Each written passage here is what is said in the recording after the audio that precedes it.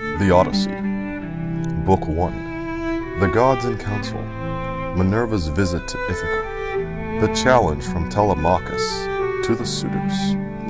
Tell me, O Muse, of the ingenious hero who traveled far and wide after he had sacked the famous town of Troy.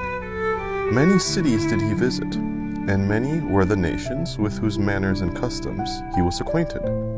Moreover, he suffered much by sea while trying to save his own life and bring his men safely home.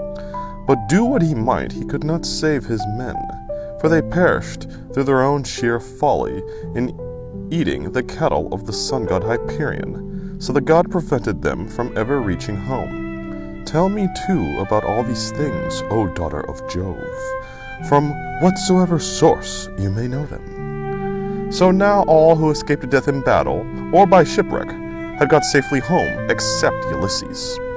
And he, though he was longing to return to his wife and country, was detained by the goddess Calypso, who had got him into a large cave and wanted to marry him. But as years went by, there came a time when the gods settled that he should go back to Ithaca. Even then, however, when he was among his own people, his troubles were not yet over. Nevertheless, all the gods had now begun to pity him, except Neptune, who still persecuted him without ceasing, and would not let him get home.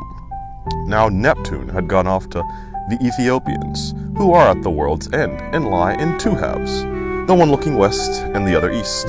He had gone there to accept a hecatomb of sheep and oxen, and was enjoying himself at his festival. But the other gods met in the house of Olympian Jove, and the sire of gods, and men spoke first.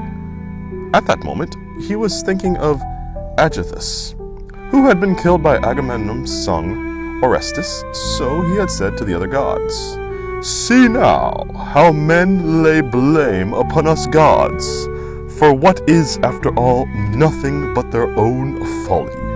Look at Aegisthus. He must needs make love to Agamemnon's wife unrighteously, and then kill Agamemnon, though he knew it would be the death of him. For I sent Mercury to warn him not to do either of these things, inasmuch as Orestes would be sure to take his revenge when he grew up and wanted to return home. Mercury told him in all the good will, but he would not listen, and now he has paid for everything in full."